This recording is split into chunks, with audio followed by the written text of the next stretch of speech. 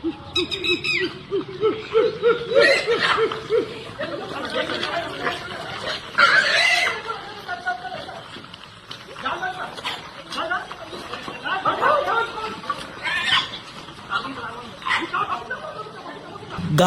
અંદર ભૂંડ પકડતી વખતે જે થયું ને એ જોઈને ખરેખર તમે પણ વિચારમાં પડી જશો।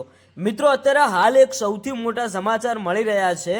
તમને બધાને ખબર હશે કે અત્યારે હાલ ભૂંડ ભાઈ જેવા ખેતરની અંદર જોવા મળે ને એવા અમુક ગામડાઓની અંદર પણ જોવા મળતા હોય છે। હવે ભાઈ આ ગામડાની અંદર ભૂંડનો ખૂબ જ ત્રાસ હતો।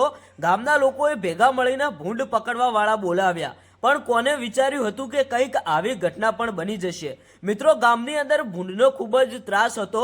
અત્યારે હાલ ભાઈ જાળી મૂકીને ઘણા બધા ભૂંડ તો પકડવામાં આવ્યા, પણ એમાંથી ભાઈ એક વિફરેલો ભૂંડ ભાઈ અલગ પડી ગયો। પછી તો ભાઈ આખા ગામમાં ફરી વળ્યો। પછી શું થયું ખરેખર જે વિડીયો હું તમને બતાવવાનો છું, આ વિડીયો વધારે લોકો સુધી શેર કરો, બધા લોકોને ખબર પડે। આમે મિત્રો ખેતરની અંદર જો આપણે એકલા જતા હોય ને તો ભાઈ અમુક ભૂંડ એવા હોય છે ને જે આપણી ઉપર હુમલો પણ કરતા હોય છે। એવા ઘણા ખરા તમે સમાચાર પણ સાંભળ્યા હશે કે કોઈ ગામડાની અંદર ભૂંડે આ માણસ ઉપર હુમલો કર્યો, આટલી બધી ઈજા પહોંચાડી।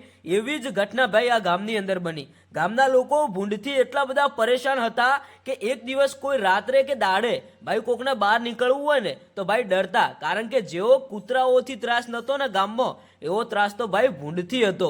હવે ગામડાઓની અંદર તો ભાઈ અમુક ગામડાઓ એવા છે જેમ ગામની અંદર કૂતરા ફરતા હોય ને એમ ભાઈ ભૂંડ ફરતા હોય છે। એવી જ કંઈક ઘટના આ ગામની હતી। આ ગામની અંદર ભાઈ ભૂંડનો ખૂબ જ ત્રાસ હતો। ગામના લોકોએ ભેગા મળીને ભૂંડ પકડવા વાળા બોલાવ્યા। ભૂંડ પકડીને ભાઈ સુરક્ષિત રીતે એમને ભાઈ જે અત્યારે હાલ ફોરેસ્ટ અધિકારીઓ હોય છે એમને સોંપી દેવામાં આવ્યા। એટલે કે ભૂંડને જ્યાં રહેવાની સગવડ મળે ત્યાં મોકલવામાં આવ્યા અને ગામના લોકો આ ભૂંડથી જે પરેશાન હતા એ પણ ભાઈ શાંત થઈ ગયા। તો ભાઈ આવું કામ કરવું જોઈએ, ભૂંડને પકડીને કોઈ દિવસ મારવું ન જોઈએ।